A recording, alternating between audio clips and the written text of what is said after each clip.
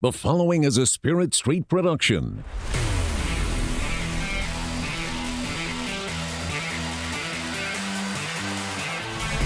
You've discovered your link to the Powercat Podcast, presented by Fridge Wholesale Liquor.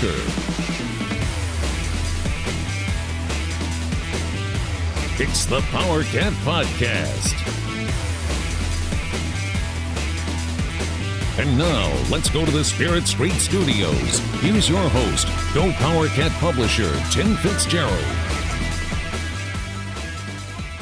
Welcome to another edition of the Powercat Podcast from the WTC Gig Powered Studios. Right over Zach's head. I'm no dummy. I put it right there until I have it muscle memoried into my tongue.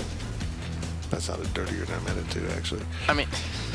The WTC Gig Power Studios. This is the Powercat Podcast. Tim Fitzgerald, Riley Gates, who's left speechless, and Zach Carlson, who just shakes his head at me. It's really not that hard to remember. It is when you're just doing it off the top of your head like that. It'll eventually come. It's kind of like, for me, the address of the Fridge Wholesale Liquor, which is our sponsor of the podcast. We appreciate everyone at the Fridge. Our buddy Toby, who's doing a lot of construction around here. You might hear a little construction noise in the background as he's changing some stuff around. And he went in there and got some cigars. He said it's really slick. I haven't been in since the new laws changed, but they've got all their, if you need this mix with that liquor, it's right there by it. So you don't have to go separately. It's pretty tight. There are no dummies at the Fridge Wholesale Liquor. They just let dummies like us come in. Amen. There we go. That's a good one. Use that one as a business line. I like it. Like it a lot. First segment's brought to you by Tanner's. Get into Tanner's. Maybe you're sitting there in Tanner's right now as we record this, watching the Royals kick some butt. But they're ready to lose. They've given up a run and put runners on the corner since we started recording. So who knows what's going to happen. Bless you, Zach. I had to sneeze for a minute straight, and it finally came out. Well, I'm happy for you. Thank you. That worked out well. We would cut that out, but no, I liked it. It was a nice sneeze. We're right here in our new digs, and we're finishing up construction. Now, I've decided we've got an open house for business people. But, folks, if you're in Manhattan or the area, next Friday, May 3rd, at about 4 o'clock, if you want to drop by, we're going to have an open house so everyone can see our studios. But we will be putting up the video, hopefully, that morning of all the studio space, so that means I got to get done. And then Riley, we need to clean. Zach, we need to clean because I'll get on it. It's not pretty. I mean, as soon as we're done doing construction, I plan to clean. It's really not pretty. The floors are not pretty. But now I've decided to add the third studio, even though we don't know what we're going to do with it. It's actually our kitchen/lounge area that has a cool table and chairs, and so we're going to treat it like a studio. So I can say we have a third one. We're stretching. This podcast is coming to you from the bathroom studio. Well, I mean, I wouldn't put it past you, Fitz. We probably should soundproof that room. Goodness. Ooh, here we go. Okay. Here we go, folks. We're brought to you by The Fridge. And here's your questions from Wild Bass Station. Zach Carlson. Gonna sneeze again? Nope. Okay, here we go. From Meow Power, at this point, do you see any way that Ryzen plays a snap for the Wildcats? Or does this all hinge on the legal outcome? Away, yes. Probability, low. Man, this is a touchy. Here's the thing. We've heard what we believe to be very accurate accounts of what happened. We're not sharing that right now. And the problem we have is his bond was $1,000, which isn't that high. So that doesn't seem to line up with the severity that we were told. So kind of being cautious with it. We know who the victim is. We're not releasing that. So it's a very interesting situation. If you don't know what happened, he was arrested for domestic battery, and something else. I don't know. Domestic battery and knowingly harm of a person in a relationship or something like that. I don't know. Technicalities. Being a craphead. Can you be charged with that? No. They should have that. Sir, you're charged with being a craphead. If you charge someone with being a craphead, how would you prosecute that? What defines being a craphead? You're just not a nice person. This is a. Sorry, you done talking about? I mean, I'm just going like the down guy a that legal. like the guy who takes your seat at the bar while you're in the restroom. He should be charged with being a craphead and go to jail. Let's stop that right away. If you don't use your left turn signal in a situation in which it's needed, you should go to jail for being a craphead. This is a Jeff Foxworthy. If you drive in the left lane under the speed limit on the interstate highway, you might be a craphead. Get all your craphead jokes out. There you go. This is an interesting situation to be in right now, because I know first off, there were some interesting replies from K-State fans in the mentions of Hunter Rison when he claimed that he did nothing wrong. Many of the same people that probably said Puka Williams was absolutely guilty and should never play another down at the University of Kansas are now supporting Hunter Rison. Yeah, that makes sense. Blindly. Yep.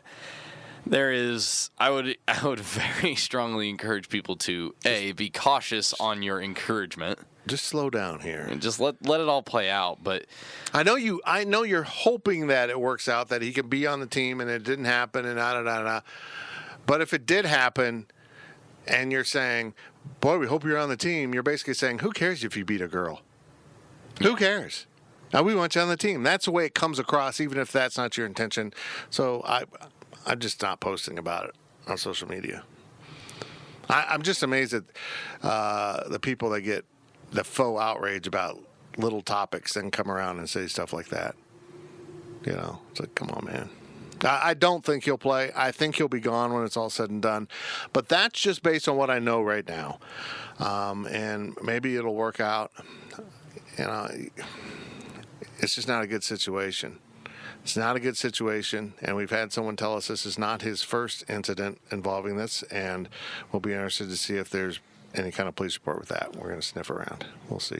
From Wildcat Pilot 88, has Kleiman ever had to face a situation like Rison's before? Sure. no, he is not. I've spoken to our North Dakota State insider, Ross Ucklam. He never had any problems?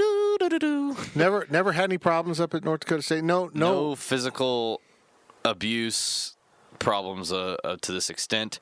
Ross said that there was a shoplifting incident that was rather large, and I'm pretty sure I remember the chatter about that. I consider that the same thing. He said there was a legal problem that you have to deal with. Oh, I was like, I think people mean abuse like this because it's becoming rather common nowadays. not petty theft. Right. He said Well, you one can felony linebacker theft. got jumped the summer before North Dakota State played K-State.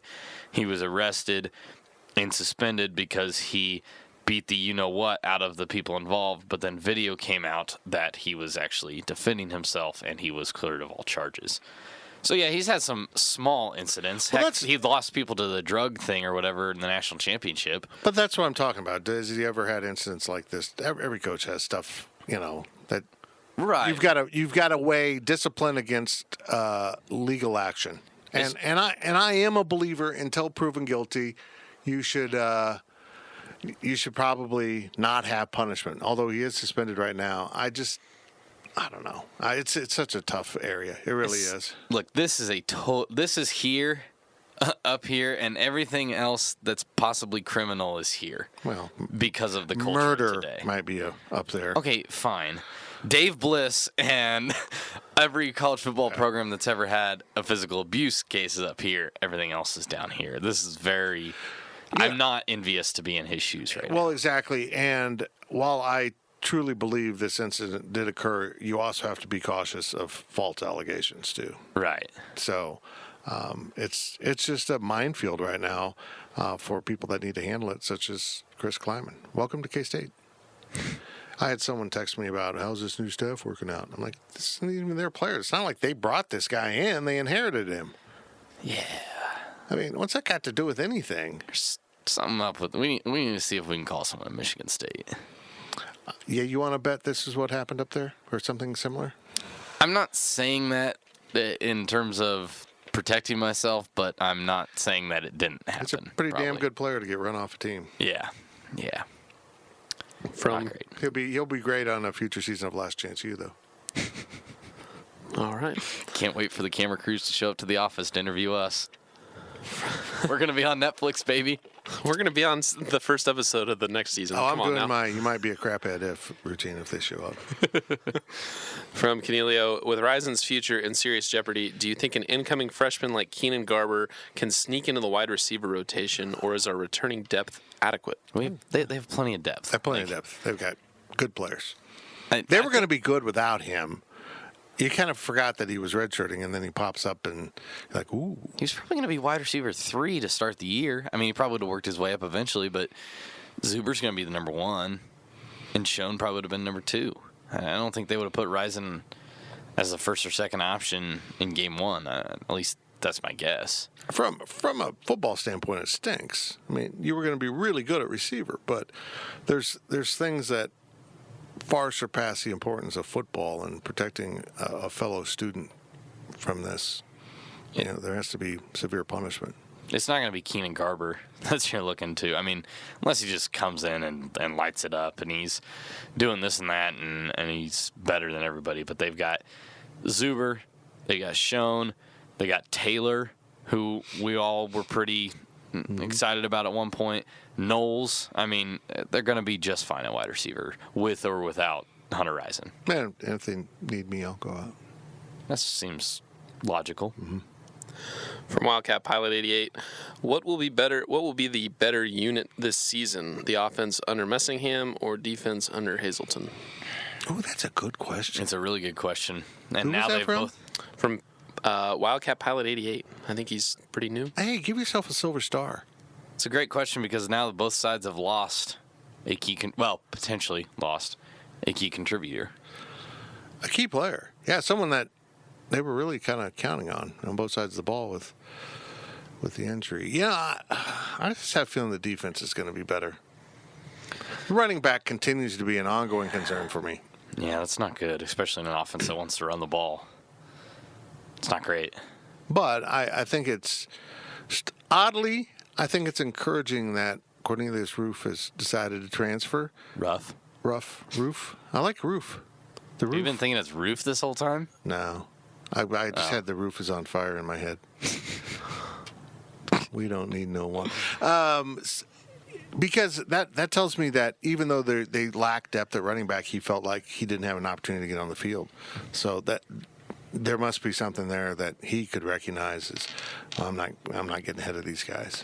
Yeah, I'd probably say the defense because I really like the defensive line. I think this has the potential to be one of the best defensive lines at K-State in probably quite a while. Off the top of my head, I haven't done the research on it, but I have a feeling that with a guy like Wyatt Hubert being Thor. probably number 2, Thor, Captain America, and yet Reggie Walker is probably going to draw more of an attention on the other side than Wyatt Hubert is. At least at the start of the season. Yeah, at the start of the season. They've got 3 defensive tackles that I feel pretty comfortable watching, hold down those spots. I like what they have on the defensive line.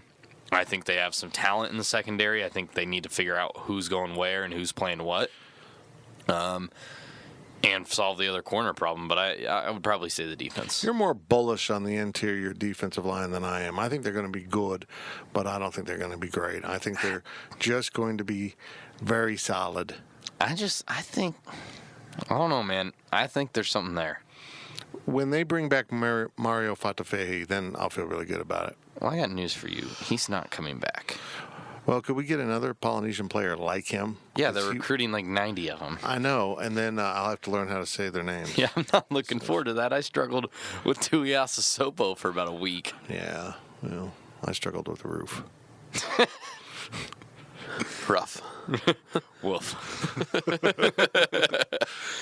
From Powercat Ryan, last week fans were in a frenzy about having only one recruit committed after 4 more verbals as of Monday night. Have you changed how you felt the new staff is doing? It's almost like we said that, Fitz. Yeah, we felt fine. We were worried about it. But no, it hasn't changed anything. It plays itself out at its own pace. No, it's fine. People have got themselves into pretty good lather. I missed the part where Turner Corcoran was Dalton Reisner already, where he was Cody Whitehair already, I'll be interested to see what he does at Nebraska. Oh, I think he's going to be a good player. It's just people were freaking out like they lost a 3-year All-American already. I don't think he has from the assessments I've heard, he's a very sound guy, has good feet, good hips, mechanically very good, but does not have that instinct that Dalton Reisner does to finish people off. No. And B.J. Finney had, and Cody Whitehair had. Doesn't have that mean streak. So, with that in mind, that's fine. Look, we said it was gonna be okay. Frankly, I was shocked by how many came in there in that 1 week span or whatever. It was like, boom, Wally's writing another story. Boom, Wally's writing another story. Well, then I got confused because one guy was for 19. I'm like, where'd this guy come from? It was really weird. And they let some TV station break the news. Like, the kid didn't even make a deal about it. It was a weird commitment. But like we said, everything was going to be fine. They got some different people that they're I posted this on the boards. Just because the Bill Snyder staff was really interested in somebody doesn't mean the Chris Kleiman staff is going to be. Now, in a situation like Paul's or Corcoran or whatever, they had him high on the list. But it's not to say that everybody that Bill Snyder and his staff offered is going to be chased down by Chris Kleiman's staff. And if you think it is, you need to hit the reset button and look at it again. Yeah, maybe they've got someone somewhere else that is higher on their board that the other staff wasn't even looking at. Who knows? Just be calm, folks. It's recruiting cycle number 2, and number 1 was kind of short. It's going to be fine. From Wildcat Wabash, at what point is it fair to worry about Connor Riley's ability to recruit? What's going on with this? It's not. Give him a couple years. I mean, he recruited fine at North Dakota State. He's going to go get guys that fit his system. You know what? You should have probably worried about the previous staff signing, starting a center named B.J. Finney who was a walk-on. That's how badly they recruited. They had to start a walk-on. Cody Whitehair was a 3-star. That's the best they could. That small-town kid from Colorado, nobody really wanted him. I mean, look, recruiting offensive linemen is a whole different thing. High school kids on the offensive line, if they're big and massive already, there's a good chance they're simply getting by being big and massive, Chris Bogus style, the most aptly named recruit in the history of football, because he was so much bigger than his competition, he was destroying them, but when he ran into guys his own size, he proved to be bogus. So it's hard to recruit offensive linemen, and Connor Riley goes out and looks for athletes who don't look big and fat, who look like, they might weigh 260 pounds coming out of high school, because he's going to get 30 pounds put on them pretty quickly. Let me ask you this. If you're a high school kid and you're in the 2020 cycle, this is about the time you're making your decision. Some of you are going to wait another month. You're going to take it into June, maybe a little bit into July. But typically by the time your high school football camp or practices start for your senior year of high school, you want to be committed because you want to be locked in on high school and you want to be focused on that. So in comes a new K-State coaching staff in December. You've been talking to the old guys. You've been talking to Charlie Dickey and Bill Snyder for a year, 2 years, whatever. And suddenly things are a little bit different. They got this new staff in here, and you come in and you meet them and they're nice, but at the end of the day, this is new. I've been talking to Nebraska for 2 years, and I've been talking to Iowa State for 2 years as well. And they didn't have a coaching change. If you want to blame Connor Riley for missing on a few offensive linemen from the state of Kansas, I think you're looking for reasons to yell at Connor Riley. And I don't know why, because it's a new staff, and I don't think anybody in the fan base should have a personal vendetta against any of these coaches. To be upset because they missed on a kid that they've been talking to at K-State for 5 months. I think you're 4 months. I think you're setting a very unrealistic bar. I think you're putting too much pressure on these coaches. I'm not saying it's okay that they missed out on them. I'm not saying that. But if you want to just blow it up already and look for a new offensive line coach because a few kids got out of the state, man, I don't know what to tell you. You're going to have to – you need to reevaluate. That's all I'm saying. Last question of the first half from AC Cat 05. Who do you think gets drafted this week, and who gets picked up as an undrafted free agent? Dalton Reisner might get drafted, I'm told. Might, yeah. I have some sources in the NFL. No, I don't. Maybe I do. Are your sources other people on Twitter? Because I've seen that happen. Teleconferences when I talk to experts. I have sources that tell me, yeah, you read a damn tweet. Mm-hmm. He was at the press conference. Dalton will get picked. I think someone will probably roll the dice on Alex. I agree. He tested pretty well. Yeah, when you rep out 34 reps on a 225-pound bench press, you're doing okay.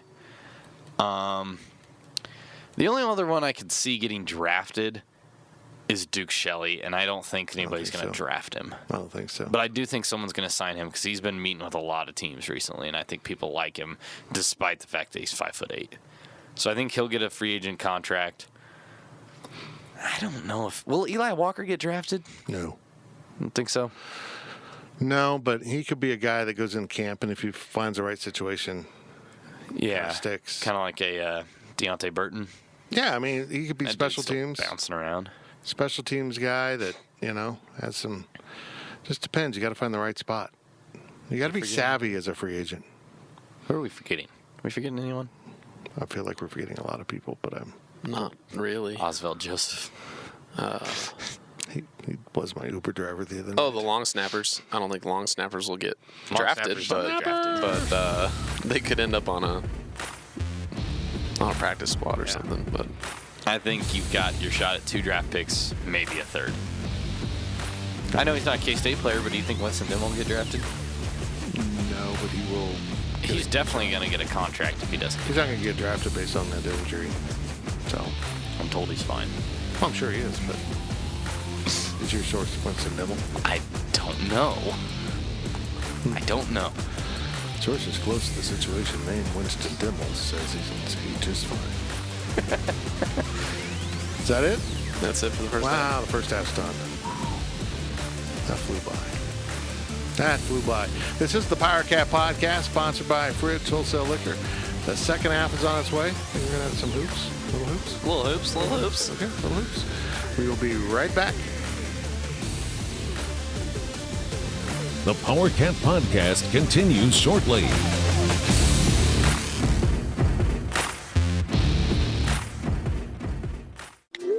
I'm trying to get a group text in on what everybody wants on the liquor store run, but my phone keeps autocorrecting liquor store to the fridge. A fridge or the fridge? The fridge.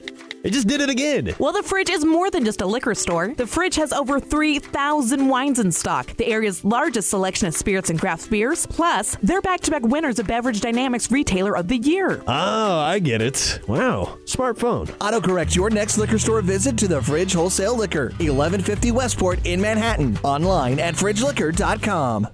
For more than 20 years, there's only been one reliable source for exclusive and unmatched premium K-State sports news content. It's GoPowercat.com.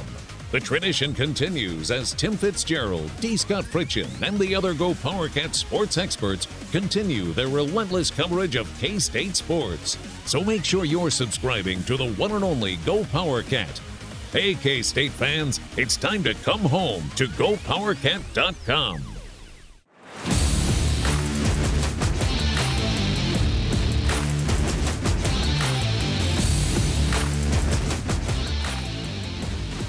We now return to the Powercat Podcast.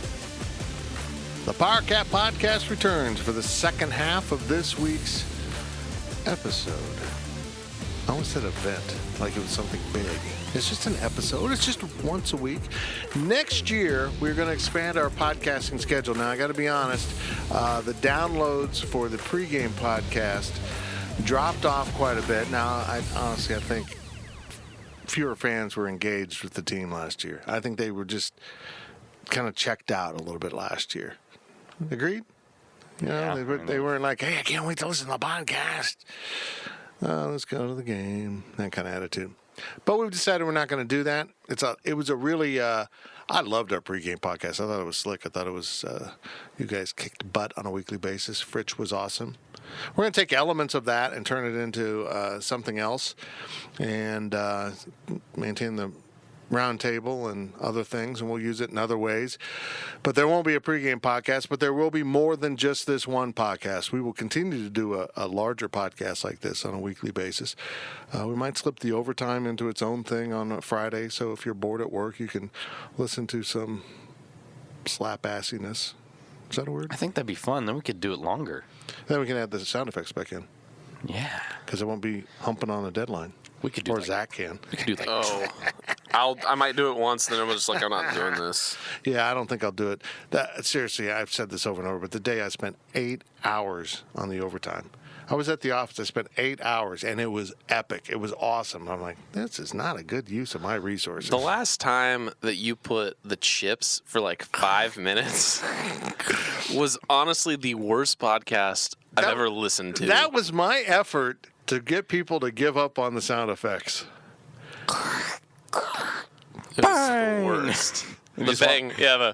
How about this? Instead of inserting the sound effects, I'll just remake them as we go on. We just need it. We need a soundboard here, and then have them all plugged in, and just play them as we go. Yeah. Because like the I ding, love to party. ding, ding. We're capable of it now. We can just plug in the line 5 and off we go. Oh. There we go. Anyhow, we're measuring what we want to do next year, but there will be more podcast offerings coming down the pike, and it'll be exciting. I love how you say pike, and we always talk about this. I always say pipe. It's pike. Coming down the pipe. I thought it was pipe. It's a pike. What's a pike? It's if you've ever been in the east or the south, you will encounter pikes, which are like highways of old. Coming down the pipe. The troops would be coming down the pike. Yes. Please comment on the podcast thread when it goes up. What do you say, pike or pipe? Is it plug and place or plug and play? Plug and play. Yeah, it's plug and play. Well, I got to go edit a story. Oops. Okay. This segment is sponsored by the Fridge Wholesale Liquor and our friends at the High Low. We did not eat at the High Low today. We went our separate ways. These guys ate at Mr. Corporate, Italian corporate food. Yeah. And it didn't go well. Zach chose it, not me. I wanted to eat. I'll stand by my choice. I wanted to eat corporate China food. Yeah, look, guys, I'm glad I wasn't involved in this. I was running errands, so I did the very classy, yes, I was the fat man eating while he drove. You know, I do that every time. And you got to be sly. What corporate restaurant did you eat from? I'm not going to say, but it as a clown representing it. Oh, you didn't go to the royalty? No, I decided I was going to have 2 McClown burgers. McClown burgers? That sounds like a slam ad for one of the other fast food chains, like Chick-fil-A. and it just served a purpose. It was just functional food because I was trying to get a lot done in a short period of time. I had to go home and pick up the packages that were on my porch because they were stuff for the office, including new lamp for the video studio. Looks very nice. And then I had to run to... this was the most important thing. I had to run to the pet store to get a new ball because Daphne lost her ball. Of course, very good. We have no idea what happened to it, and it's her favorite ball. So now we got a new ball. It's very important. And then I went to Home Depot. Other favorite toys does she have? What about the duck? Yeah, the duck's her favorite. No, there's no question. And this is the thing that scares me about Sweet Daphne, who's a standard poodle. She weighs 70 pounds, so she's a big poodle. And her favorite toys she destroys. Like, her and the duck are best friends, and she brought me a wing yesterday. Like, here, throw this. I'm like, ugh, it's just tore this off your favorite toy. But then I ran to the Home Depot, got some light bulbs, got some more paint rolling pads because I got more painting to do because it won't end. It won't end. Man, again, we're never going to finish the office. We are. I'm done after I finish that back area. Construction man Toby said, "Don't even bother with that," and I said, "I have to. I've started." So. Are you painting inside the bathroom? I think eventually we're going to have to, but not before the open house. I mean, look, let's be honest. If you come to the open house and you need to take a crap, you don't get to complain that the bathrooms aren't painted. Don't worry, you'll complain about other things in the bathroom. So, again, the open house is next Friday, May 3rd, about 4 p.m. Drop by if you're in town. Come on by, but we will have a video up for everyone out there to see exactly what's going on in the office. We're extremely happy with it, I think. At least I am. These guys probably go home and boy, that office sucks. He's got foam everywhere. The foam's pretty cool. It's like a decorating, but not at the same time. It's functional. Functional. Very functional. Speaking of functional, this is the Powercat Podcast. Second half of your questions. From Wabash Station, here is MC Zach. From Purple Powerhouse, what are the chances of Snead staying for his senior year? 100%. Is there 110? 100. Can I go over 100? Yeah, you can. Give 110% on this. Look, just strictly from a basketball standpoint, as an observer, he's not ready to play in the NBA. No.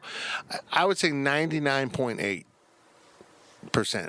Maybe there'll be one team that says, we're going to take you in the second round because you fit exactly what we need. But I don't see that team. And second-round contracts aren't guaranteed, so it's a really risky roll of the dice. He has the physical ability. If he comes back and really works on his offensive skill set and becomes the kind of defender he's capable of being, he has the ability to make it up into the first round. Now, do I think he will? No, but physically he's got that. And he's kind of developed enough of a shot where you can see maybe X can figure out how to shoot it consistently from deep. And if he starts stroking in 23, 24 footers like NBA range, then you okay over there, Sniffles? Sorry, I didn't mean to. Then maybe he can get up in there. But, this is another case of a guy just going to have the experience and find out what they want from him. And I think I understand why they do it, but I also think it's a big waste of time. Yeah. The fat guy with the microphone just told you what you need to work on. I mean, most of the fans in the stands can tell you what you need to work on if you want to be in the NBA. And Bruce Weber's smarter than us when it comes to basketball. I hope so. So it's like he can tell you that and give you a lot further detailed breakdown of it. So, I'm not going to criticize him for wanting to go and work out for NBA teams. I mean, that's a really cool opportunity. It's a great experience. Barry Brown met Magic Johnson. Way to get in before he bailed, by the way. Nice one. But I don't know. I feel like K-State might be better served if Xavier Snead just stuck around, went home for a few weeks at the end of the semester for whatever time they get, and then come back and do the whole summer. I don't know. I know it's just going to be a few weeks. I mean, he'll be back really soon, but it's whatever to me at this point. I'm not concerned at all. He'll be back. From Lady Cat in Texas, what is your guess on the next assistant coach? Well, they've taken a while to look into it, so that tells me that it's going to be internal.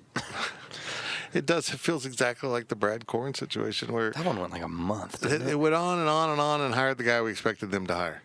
Even though he wasn't internal, he was external, but he had been internal, and then they brought him back. I don't know. I think the way I see it is if you're going to go out and make some big splashy hire, pull someone away, it would have been done by now because the signing period is currently ongoing. Let's just, for lack of an example here, and I'll just say the guy we talked about last week, D. Brown. Let's say he was hiring D. Brown. He had Caleb Grill on campus 2 days ago. 1 day ago, really. Whatever. 2-day official visit. You don't think it'd be Kind of nice to have D. Brown around. Yeah. recruiting? Or whether it's Paul Lusk or anybody off our hot board or any hot board out there or even not on a hot board. If it's somebody from outside of the university, outside of the team right now, you don't think it'd be nice to have him here right now recruiting in this prime time recruiting cycle? Absolutely would be nice. That's what tells me they have decided it's going to be an internal candidate, somebody that was at this visit already, that they could point to and say, this is the coach. Just say who you think it is. I think it's going to be Jermaine Henderson. I agree. It makes the most sense. Shane Southwell doesn't make sense because he's young, and I don't think this is the first opportunity that he should get. Well, I think Shane will move up into Jermaine's role. Yeah. I think Drew could be a fine coach, but I don't necessarily know if giving him this assistant coaching job is necessarily what you need to do. Brad Korn went out to Missouri State? I think that's right. Yeah, Missouri State the first time, then came back. Jermaine Henderson is where the arrows point right now. Experience. They trust him. It's safe. And if it is, why the hell hasn't it been announced yet? Let's do it. Like, it's at this point, you're just dragging it out, and it's pretty useless to do that. Yeah. From Taco Cat 3000, what were the odds that Trice would be the first one gone from the team? He wasn't. Good news was. Yeah, come on now. Yeah, don't slight good news. It's the first big thing he did for the team. Which is a weirder person signing to never step on the floor for K-State? Good news or Neville Fincher? Neville Fincher, I think, because he was supposed to be really good, and plus he sounds like he's off a PBS show. Good news or... Right. It sounds like... Hello, I'm Neville Fincher. Sounds like a British... Right. I'm trying to think of absurd signings. You should see my bloody jump shot. That kind of thing. That's offensive. It's offensive. I didn't expect it to be Austin Trice. I'll put it that way. Now, after I hear some things about Austin Trice, I'm not shocked at all that it was Austin Trice that's gone.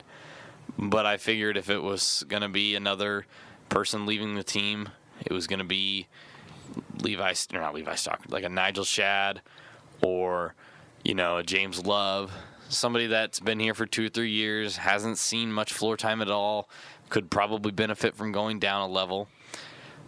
But it sounds like there were some issues. I'm just going to call a spade a spade.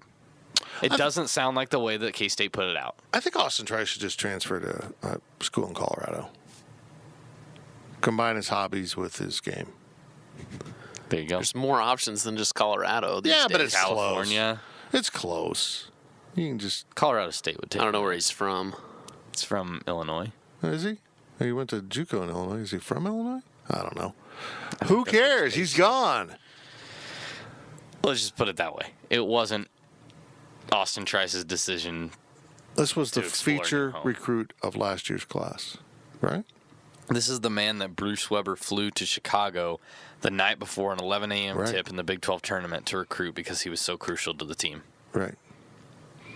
This is the man that was supposed to take K-State from 10th and rebounding the Big 12 up another level, and they actually didn't need him to go up another level. Well, maybe he did create a rebounding environment in practice. You just don't know, but you're right. They just got better on their own for the most part. I'm sorry, this goes down as like I'm trying not to be too critical here. This is embarrassing. That's an embarrassing whiff here because he had talent. He was a knucklehead. We've said that all year. We said that's probably why he wasn't cracking the rotation for a while. But, look, if the rumors out there about him and the reasons that he's gone are true, come on, man. You can't get it shaped together quick enough. You can't keep your stuff together just to stay out of trouble that long. I was disappointed. And what are they doing for bigs now? They're not they've got some bigs on the board right now, but as it looks right now, they're after 2 point guards 1 point guard, 1 shooting guard very heavily. That's really not going to help your post issues. I know that's a bold statement for me to say there. You're now going to rely on freshmen to come in and make an impact down low.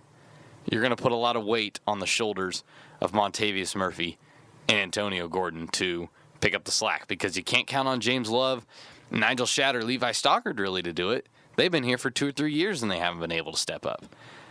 Austin Trice was supposed to be a starter, if not a 6-man next year, and now he's gone.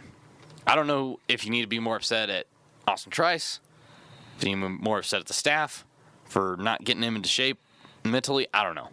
The number 23? The number 23, Zach's theory. I don't know. It's frustrating to me. It's really frustrating. Well, let's touch on this theory here. They should just retire the number 23. Mitch Richmond wore it so well that nobody else survives. Basically, everybody else transfers. The last 5 players that have worn 23 have transferred, whether under good terms or not. In fairness, Dominique Sutton is a fair one, but he was part of the last 5, believe it or not. Yeesh. Jermaine Maybank is the last person to successfully wear number 23. But he was only there for 1 year because he was a grad transfer. Yeah, but he successfully wore it. Please put some respect on my guy's name. Okay, well, good luck wearing 23 around here. From AZCat05 with the Trice News, how concerned should we be about our post depth next year? Oh, I just kind of touched on it there. Yeah, Very. you always are. With You this were going to be program. concerned with Austin Trice. Oh man, It's not good. And I don't understand why they've scheduled. Like I said, they hosted Grill. They're going to host a JUCO point guard in a week, and there's no news out there about them hosting any big men coming in. You're satisfied with the situation down low? I don't get it. It doesn't make any sense to me. I'm sure that Antonio Gordon and Montavious Murphy are going to be fine basketball players, but they're going to be freshmen. Putting a lot of weight on the shoulders of freshmen. That's all I'm saying. And then you're setting them up for failure. Last question of the second half from Wizard6294. Will the new walk-on to the team give a solid contribution on the court next year? Well, he told me he's going to redshirt, which apparently walk-on's redshirt now. No, you can. I knew he can. I've never heard of that. Have you? Yeah. Okay, never mind. I've never heard of a redshirt walking on. I mean, Walking walking on redshirting, sorry. But no, that's pretty Pearson common. redshirted. Yeah, Did he? it's pretty Yeah. common. You come in your first year and you're not ready to play, so you just redshirt. Okay, if you don't he's not play. going to be on the floor next year. Brian Rollader redshirted. And he also dunked in warm-ups. He's not going to play next year. Another rule that K-State had changed. K-State got a rule enforced and then changed because it was so absurd. I'm going to go ahead and roll my dice, stick my neck out there, whatever, and say that I would hope by the start of the 2020-2021 season that they can find a better post option than the walk-on from Dodge City Community College. From what I've heard by talking to people at Dodge, from what I know about him watching his tape and kind of looking at some numbers, he's probably a fine basketball player. He'll probably do great in terms of pushing guys to get a little bit better in practice. He's 6'10", for God's sake. But it doesn't sound like he's right now. It doesn't sound like he's at the level to contribute significantly at a Power 5 school. Agreed. Got a lot more negative than I wanted to. But that did go kind of south on us, didn't I it? didn't mean to, but Well, I'm mad, man. I'm mad. This team won the Big 12 championship. I told you this. I think Grill is absolutely essential for this staff to land. And not saying that he's a superstar or he's a difference maker right away. Optics of it, losing him to, say, Iowa State, are awful. When you are obviously investing time in him and you want him, after whiffing on a grad transfer who seemed to be a plug-and-play guy, Thank you. not even really getting that involved with him, you brought in this kid on an official visit. He seemed to like it. You got to wrap this up. You got to close now. Always be closing. Which is what we're doing with this segment. This is the Powercat Podcast. That's the second half. We will be right back with your overtime from the WTC Gig Powered Studios. The gang will return with more of the Powercat Podcast.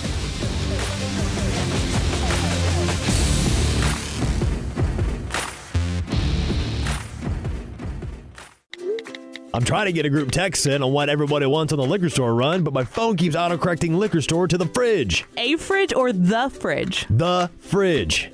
It just did it again. Well, the fridge is more than just a liquor store. The fridge has over 3,000 wines in stock, the area's largest selection of spirits and craft beers. Plus, they're back-to-back winners of Beverage Dynamics Retailer of the Year. Oh, I get it. Wow. Smartphone. Autocorrect your next liquor store visit to the Fridge Wholesale Liquor, 1150 Westport in Manhattan. Online at fridgeliquor.com.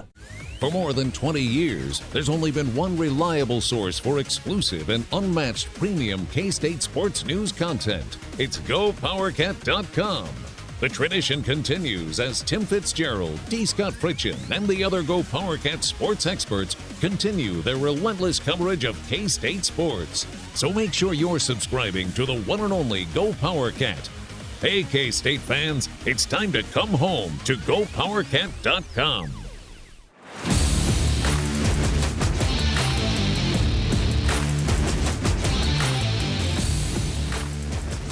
Back to Fitz on the Powercat Podcast, sponsored by Fridge Wholesale Liquor. The Powercat Podcast has returned. It's the overtime. If you don't know what the overtime is, where have you been? For heaven's sakes. Can you please pitch it in a proper way this time? What do you mean? It's crap? Yes. Sometimes there's legitimate sports questions in here, but mostly it's the fun stuff that annoys a certain segment of the listenership, and we have fun with it. Right? My grandpa. Why do you do that? Well, just turn it off if you don't like it. That's why we're thinking about breaking it off into its own thing. Then it won't even be there.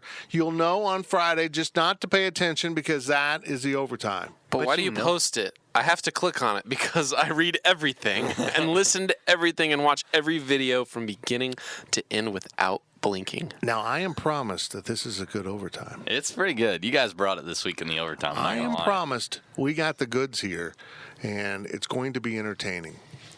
And I hope it is. We're brought to you by The Fridge, which is always entertaining when you go in. It's like a giant toy showroom for adults. Yeah. Yeah. Okay. I played with some vodka the other night. Can you put toys in your body?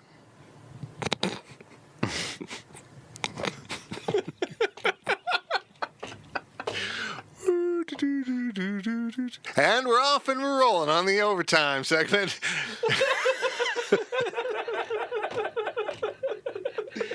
Oh, boy. I meant as a choking hazard. Zach, we're going to talk after the podcast about some stuff. We were going to do. The kid in the overtime. Apparently, Carrie hasn't told you everything you need to know. Oh, boy. Here we go. We're sponsored by The Fridge. We're in the WTC Gig Pirate Studios, and we're out of hand. Here are your questions from Wabash Station as Riley Gates wipes away the tears. From Powercat Ryan, as townies, what are you looking forward to when the students leave, and what do you miss when the students are gone? Now, hold on. I'm not sure I'm classified as a townie. I've only lived here 21 years. So I've lived here longer than you. Right. See, you got to understand this. Manhattan is a small town, and if you're from Manhattan, you count more than those of us who have moved in for various reasons. Then, because there's a lot of people that come and go between the university and the military base. There's a lot of people that come and go in Manhattan. So townies are actually the people that are from Manhattan. Now, Becky and I have been here 21 years. I would consider myself a townie, but Riley, you're clearly not. I'd consider myself a townie. No. I think in the big picture, if you live here year-round and you're not a student or in the military, you should be considered a townie. Yeah. But the elitism of the people that are actually from Manhattan... Look, if I wouldn't call it elitism. I just... The way it's elitism. The way I see it, especially when you're younger and you're college-aged, the townies are the people that, went to Manhattan High. Those are... townies Fair, to me. But I also think if I'm here on a Tuesday afternoon in the middle of June, why? Because my job requires me to be here. Because your boss is a dick. If you live in Manhattan, you are a townie. Then you're a townie everywhere else. Like, if I live in Kansas City, I'm a townie because I live here because that's where I live. Here. That's the thing we have here. But yes, I would say that if you want to use the word townie, yeah. I guess here's the difference is if you ask me what my hometown is, I will always say Salina because that is where I grew up. But, and you're from, what's that town called? Yes. Beloit? Yes. B-U? But if people ask me where do I live, I tell them Manhattan. Yeah. Right. Yeah, that's the difference. Town. Anyhow, anyways, what's the damn question is, what are you looking forward to when the students leave? Well, it doesn't get that slow anymore. It gets slower. I got the answer, though. It gets slower, but really it's not as dramatic as it used to be because Manhattan as a community has grown so much that when the students leave, you don't notice as much. And I think more students stick around now than they did. If you're recalling from the 80s or 90s, I think more students stick around year round. And the town's grown so much, there's still a lot of traffic. You can still get caught 5 deep on Anderson at a stoplight. a damn traffic jam. What do I look forward to is if I go to a place like Lucha or, kind of a smaller venue, You can get in if you're. I'm going to get in. I'm not going to wait an hour and a half or so. But that's not particularly true.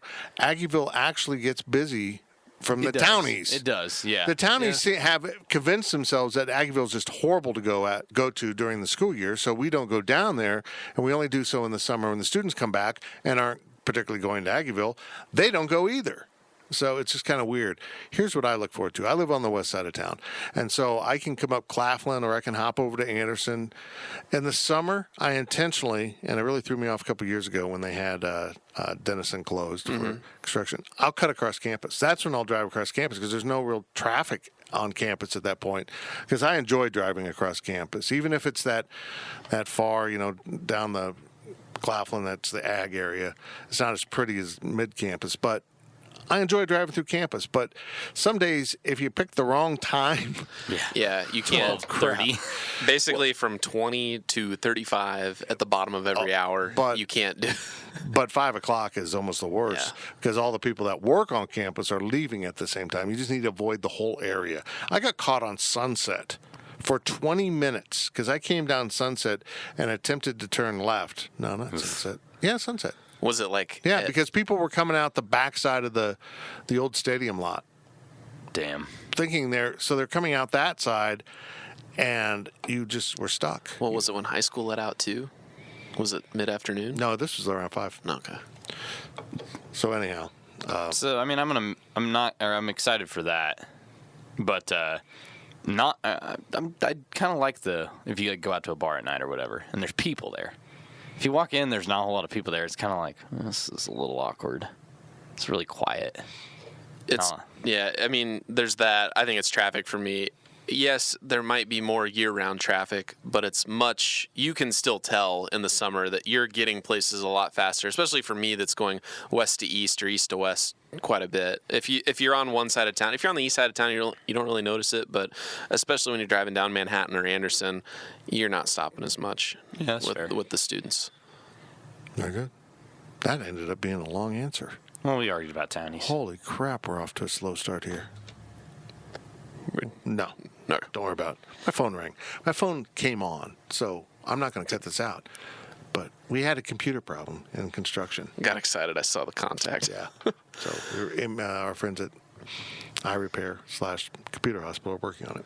From Powercat Ryan, a Nancy is a weird mixture of cheap beer and pineapple juice. It's Old Milwaukee. Thank you very much. Not cheap beer. Fine.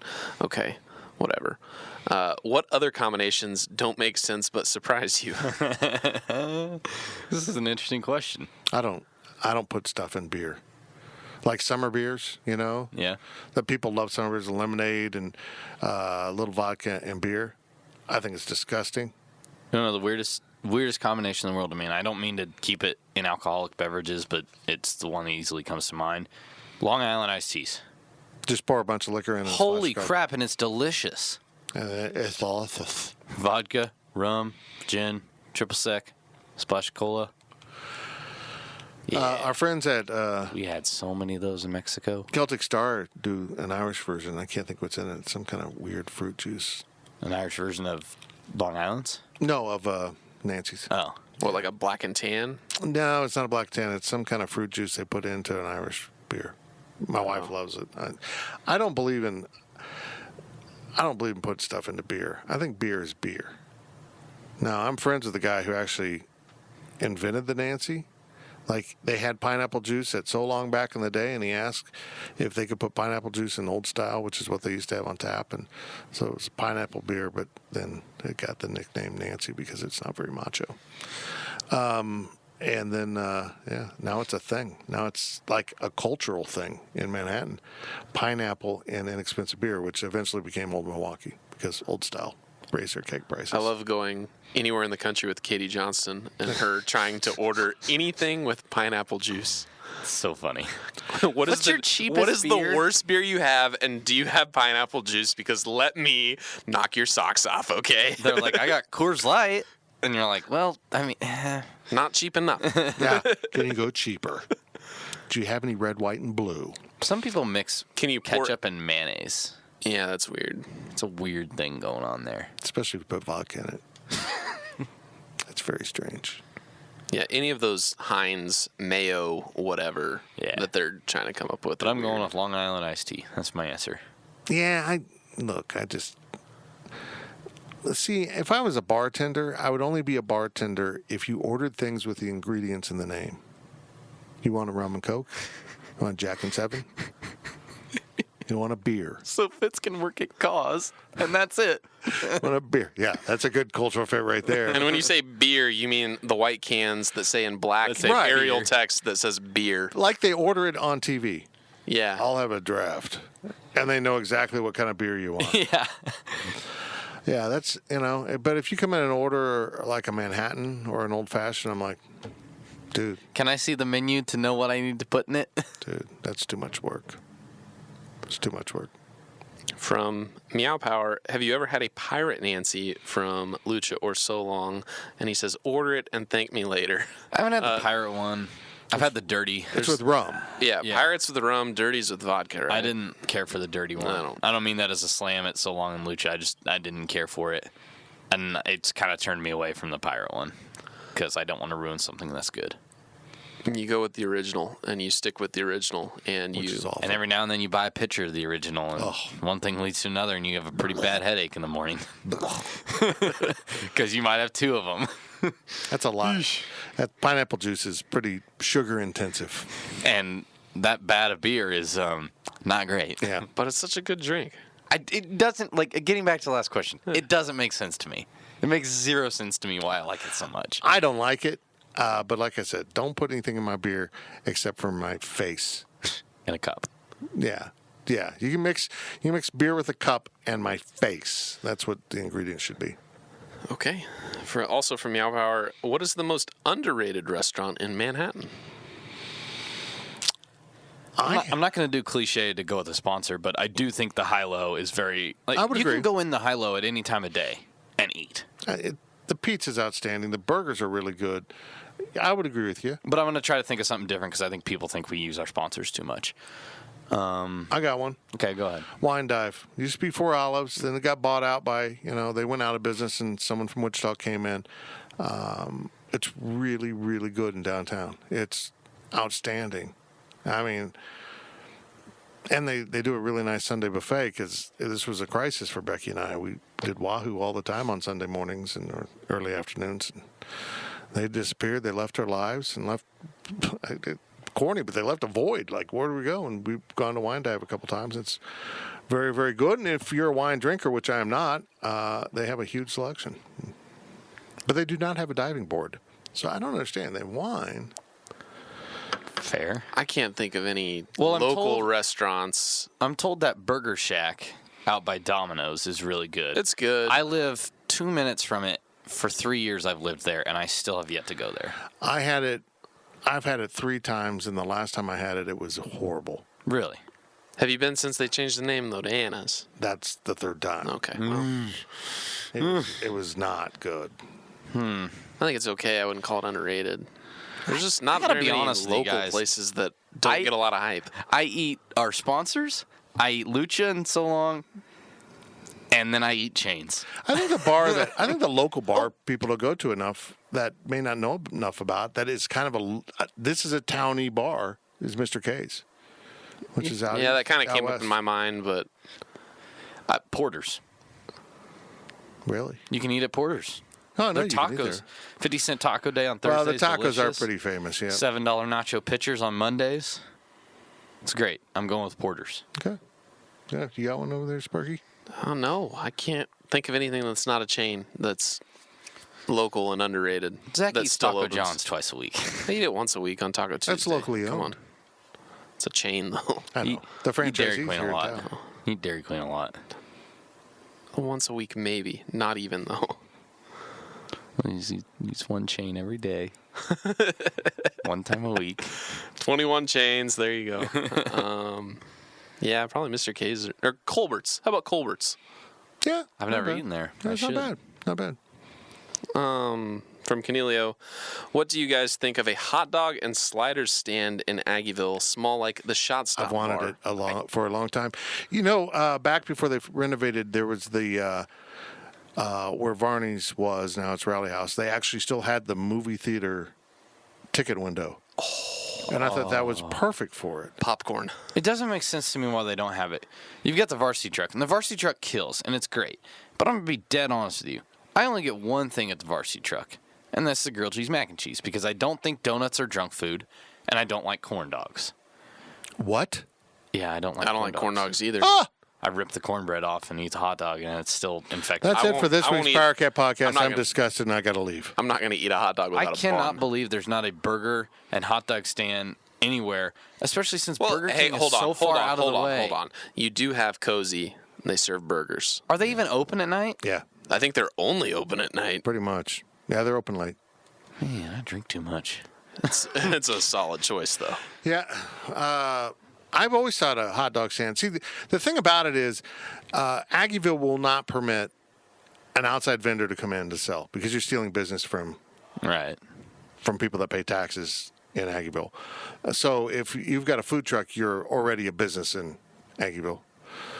But I am a little surprised nobody's done like authentic hot dog stand. You know, I mean, like the Curdy Shack in Stillwater. A place like Tanner's would be great because you open up that little garage window there and serve out of there. Come on, Tanner, serve hot dogs and hamburgers at night. I don't even think hamburgers. Does Bluestem still have their little window open at night? I'm not sure. You know what? I don't know. I've never actually walked by late at night. I'm not sure. To know. I haven't been out to drink in a while. I'll need to go fix that. Ugh. Oh, way to put some effort in. I got hurt last time I went out, so I'm going to play it safe. I need to go to places that don't have ramps up or that have steps up, just flat. Tanner's is flat. It's good. It's dangerous out there, folks. Yeah. Cause is flat. Yeah. Please, just once. Yard bar. From Lady Cat in Texas, how are you doing, Fitz? Hope you're doing well and kicking cancer's ass. I'm fine. I did break a bone, which probably was because of radiation more than anything else. But, yeah, I'm fine. I just plugging away one day at a time. If you don't know, I'm stage 4 prostate cancer, and so it has some challenges. I'm on hormone therapy. I have hot flashes. I'm losing all my body hair. Someone has named me, my superhero name is Atomic Baby Man, because I have no body hair. And I'm kind of shaped like a giant baby. Interesting. I think it's funny. And my hot flashes are epic. I'm on hormone therapies that knock down the cancer until it doesn't work anymore, and then we'll find out if the cancer's still there, if the radiation took care of it. But, I have challenges on a daily basis. Sometimes he yells at us, but it's fine. I do? No, I'm kidding. Sometimes I pee myself a little bit. He paints all of our walls, which is nice, because I'm really bad at it. Yeah. So, I mean, just the regular stuff that goes with prostate cancer. But it's fine. I'll deal with it. I'm going to talk about it and try to get more guys to go get your PSA scored. I thought an update would be good. I had a fraternity brother that went and got his PSA scored. It wasn't overwhelmingly high, but it was high enough to have a secondary exam, and sure enough, he has prostate cancer. So there we go. They caught it early. Got to catch it early. Kills 1 out of 6 inflicted, so catch it early. This question's from Infected Testicle. Oh, well, that's kind of fitting placement right there. If you could interview any athlete or coach in the world, who would it be and why?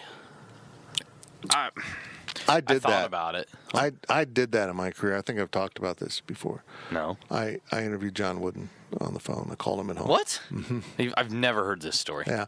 I was doing a story when I was at the Salina Journal about Wyandotte High School coaching legend Walt Shabloom, who was Wyandotte High School back in the day was considered the UCLA of high school basketball. And Walt and John Wooden were really close friends and would travel around the country and do coaching clinics.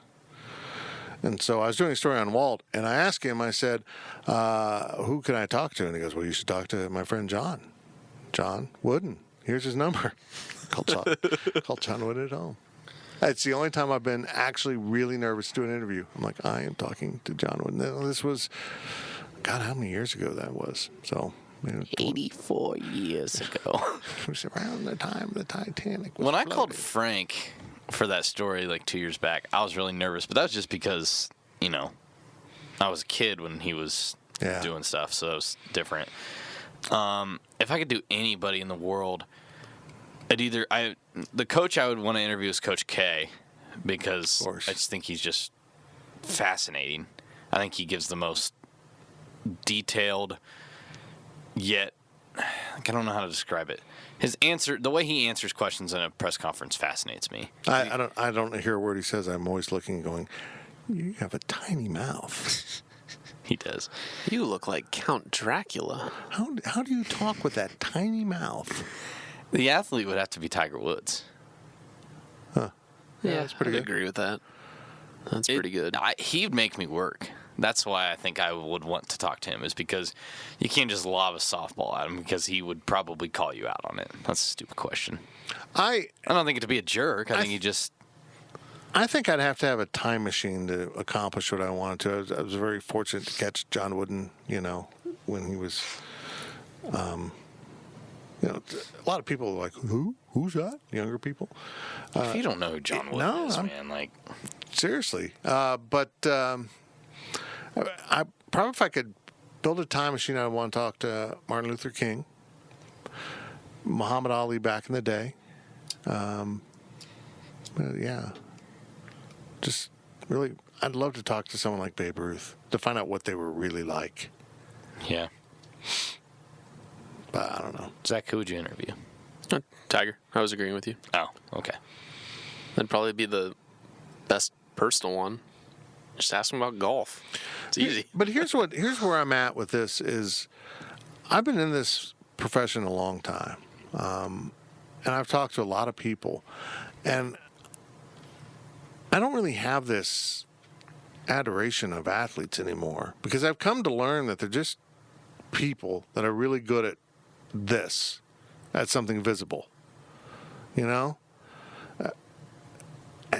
It's really cool, but they're also very flawed people at times, and people worship them. We talked about this earlier in the podcast.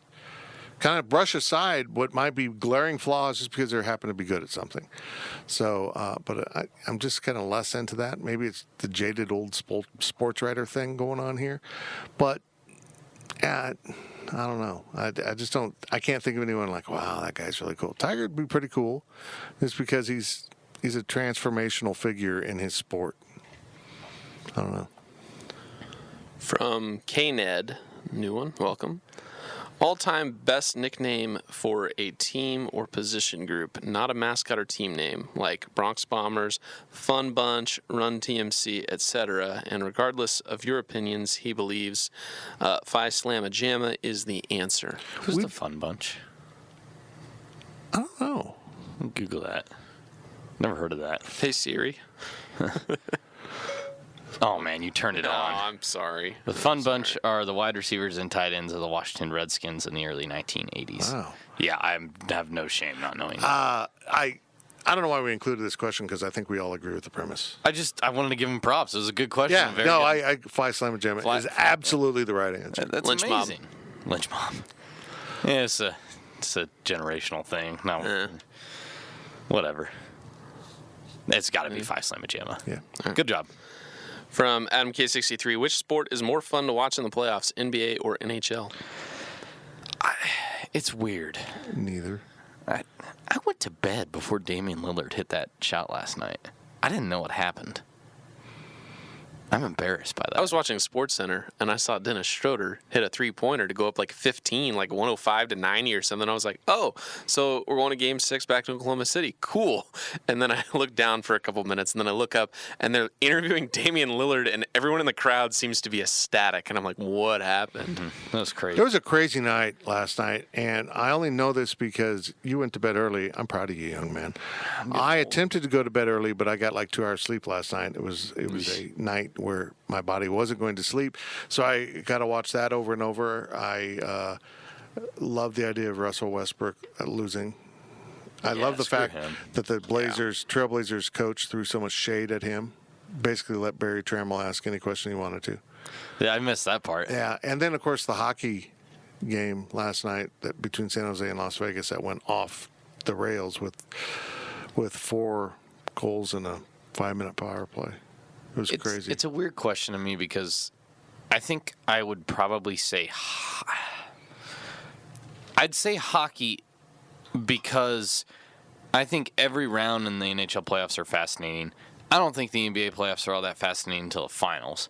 And maybe that's just because of the Warriors right now, and they have me. I used to be a huge NBA fan, and now anymore I'm kind of mediocre on it because the Warriors just are the worst. I agree with you. I think there's not enough parity right now in the NBA, and there's consolidation of talent. Well, and the team that dominates is just a bunch of. I could go off on them for a while, but I don't like them. And yet, if you said pick one, a regular season NHL game or regular season basketball game, I'd probably watch the basketball game. So I'm split on this. I'm not from a hockey background. I mean, growing up in Kansas, I just didn't watch hockey. I remember, it was years ago when I was in Atlanta. I went to a Wichita minor league game, and it was a blast. I gained a new respect for hockey because it was, we seeing it in person. I got it. Yeah. It's kind of like when I went to sporting, and you get to see the whole field, and you get to see things develop, and you get to see they're not just running up and down, kicking the ball. There's chess pieces being moved around, and you get it in the big scope of things. I think I need to revisit hockey, watching it on TV, on big screens and high def now, because it probably enhances the experience tremendously from what you did with standard definition TV and back in the day. I think I just need to pick a hockey team and say that's my team. I tried. Stars. And I think we know who it'll be. The Knights. Yeah, it's going to be Las Vegas. Fine. I tried. My roommate was a huge Minnesota Wild fan, but I just couldn't get into it. I enjoy hockey. It's just there's nothing really around here to get excited about. Right. Exactly. You got the Stars, you got the Blues, you got the Avalanche, you got the Wild. Those are really your I'm picks. a believer that hockey, more than NBA, would be a success in Kansas City. I just think hockey would be something people would latch on to if it was a decent team. It's like anything else. They're going to be awful. People aren't going to go. But I just think people are too much into college sports around here to really have the NBA succeed. Look, folks, the NBA has hurt Oklahoma and Oklahoma State's corporate appeal and fan appeal. Yeah. They've taken a lot of life time. out of it. Oklahoma basketball sucks now. I mean, same with Oklahoma State, though, too. I'm going to be really blunt. If you are a hater of the University of Kansas basketball program, you should be fighting to get the NBA in Kansas City because nothing would damage it more than that, probably. Because the transient fans that latch onto KU out of the metro area would just all of a sudden become, whatever their mascot would be. The Fountains. Oh, God. It wouldn't have to be something. Well, the hockey team should be the Frozen Fountains. But every mascot in Kansas City is Royals, the Chiefs, and then the Monarchs. You could be the Monarchs, probably. I would say they should be the Monarchs. I don't think they do Monarchs. I think they kind of want to leave that. Yeah, no, it's kind of a tough thing. Anyhow, and if you're a KU fan, you do not want the NBA in Kansas City. You just don't. You don't want that distraction. You don't want, because it's not just about fans and tickets. It's also about corporate dollars.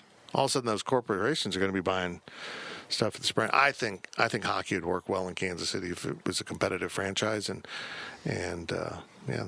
To answer the question, though, I think that NHL is more fun to watch in the playoffs because the overtime rules change, and it's sudden death. The game ends when you score, and you can have 9 overtimes if it happens. Which seems excessive. It's fair. It's excessive, but fun when it's 2 a.m. and you're like, hey, this game's still going on. Weren't you worried about the ice melting like a warm front comes through? I mean, no, but okay. I don't know. From Lady Cat in Texas, what all do you do during the off season besides vacay? I'm sure it's as boring for you as it is to us. Lots of golf if I can, although it's not as much as it used to be when I was in Beloit because I have to pay to golf here. It goes really fast. The summer goes really fast, and June's a slow month, but once it gets going, once we get through June, we fly because we get Big 12 Media Day, and we just go. So it's not as bad. Yeah. I manage a pool. You do? That's what I do in the summer. Zach's busy with pool stuff. Becky and I are going to go to Hawaii for the first time. We decided to bump that up. So we're going to sneak off in May, actually, next month. It's going to leave. Just going to leave. Hey, don't complain. That's fair. Just, Not really. I mean, my life is the same, except I get to play more golf. I get to go see more people, and it's hot outside. And so I'm cranky. I will talk about peeing my pants more comfortably than I do admit that I garden. I guess I go to the lake. Yeah, we're going to spend some more time at the lake. But yeah, we have extensive gardens at our house. I couldn't do a garden. It's too hot. Like I said, I get cranky when it's hot. Yeah. Not me. When I couldn't sleep, I was almost out there at 6:30 in the morning planning stuff, but it was so humid this morning. Yeah. It was foggy. It was foggy, Zach. Gross. Anything else? Yeah, we got one more question. Yeah.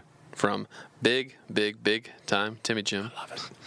Nice. My daughter is heading to K-State in the fall. What should she be looking forward to, and what should she be dreading, sports and non-sports wise? It's tough. Very good question, though. I mean, well, Riley Gates is single. Oh, boy. No. Zach said that, not me. Let the record show. I did not say that. He's a total swipe left. Man, that's you got to find your place. You know, I was a fraternity guy. That's not right for everyone. And fraternity sororities are basically the same size they were in the 80s, and now there's 50% more students, so they have kind of less influence on campus. Just got to find your thing. Find your. If you're unhappy with where you live, it gets really difficult. So make sure you make a good choice. Yep. The wrong dorm, fraternity, sorority, off campus, if you choose poorly in that area, it's going to impact absolutely everything. So be very cautious. Don't live on the east or west side of town away from campus. Live near campus is my advice. Yeah, particularly as a freshman. Be as involved on campus as you can. If you're going to live off campus, but I would suggest living on campus or in a house. You know, I know a lot of parents now buy houses and they own houses, but usually those are kind of away. I think that impacts your ability to feel connected to your university. So, I don't know. Find stuff, get involved with stuff. Yeah, that's a big one. Not looking forward to, I don't know, the first 2 weeks suck. They do. It's just terror. Yeah. It's a lot of stuff going on. It's a lot of newness. You're not used to it, so. We didn't have GPS back in the day. You had to carry a map. God. Oh, yeah. Trying to play off the part like you're not the freshman on campus that isn't exactly sure where to go. So you're like trying to be real casual about it, but you're like, oh, this isn't really. And you're afraid to ask anybody anything. That's really a good piece of advice. Don't be afraid to just go to campus on in the week before classes start and walk your routes. Figure it out. Walk your routes without anyone around so that you're not looking around. You're not afraid you're going to be late. You don't have any of those anxieties. Know exactly where you're going and how to get there. It's like, remember the first time you went to your high school classes, like the night before or whatever. I don't know. Well, Riley, you wouldn't have to do that. But in a big school like Manhattan, you go around, you're like, oh, okay, this is where the room is. This is where we go. And if you're going to need a job, don't wait till you're here. Come up this summer and apply for jobs. Because you will not be the only one applying for jobs. Right. If you wait, later, then most of the good ones will be gone. That you might want. It depends on what kind of job you want. Don't go home every weekend, too. No. Okay, you can go home. Like, I went home a pretty good amount my freshman year, but I was also here way more than I was at home. Plus, your mom's demanding. Yeah, she is. Julie, back off. I'm not saying you got to party. I'm not saying you got to try to sneak into the bars or anything like that. Yeah, I mean, you do. That's what I did. Sorry I didn't say that. That's what I tried to do. That's what I did. Whatever you want to do, that's fine. But, like, if you get in the habit of every Friday, it's like, oh, go home today, come back on Sunday night. You're not going to make any good friends. Right. You're just not. You're not. I don't know. I could probably do a whole podcast on this kind of stuff. I agree. It'll be fun. Go to class. It's the best. Yeah. Go to class. There's no reason to skip class. Don't get pushy. It's the best time of your life. It really is. Yeah. If you unless you have a really bad experience, college is the best time of your life. Balance everything in moderation. You know, I mean, if you're going to be an engineer or want to go to medical school or something like that, then lose yourself in the books. I get that. But if you're going to be a journalism major or a business major or what else is out there, I don't know. Afford yourself some time to do other things. And I learned more outside of class than I learned in. Mm-hmm. I learned, living in a fraternity, I learned so much about how to deal with different types of people. And how to communicate. And I wouldn't be the same person without that experience. So find whatever that experience is and dig in. Have fun. I think he said it was his daughter, so she can't join the fraternity. That would be awkward. Although Probably I would imagine their lawsuit will come, like the Boy Scouts. Yeah. In 10 years, they'll probably merge. Oh. It'll just be Less than 10. everything. I bet less than 10. Criminy. God help us. Speaking of which, God help us, the podcast is over. That was a good overtime. That was a good overtime. Long. But nobody's listening right now. Thanks for listening. If you made it through that overtime, we are the Powercat Podcast from GoPowercat.com. We are sponsored by the Fridge Wholesale Liquor, and we will be back next week with another edition from the WTC Gig Powered Studios. Powercat Podcast. All rights reserved. GoPowercat.com and Spirit Street Publishing.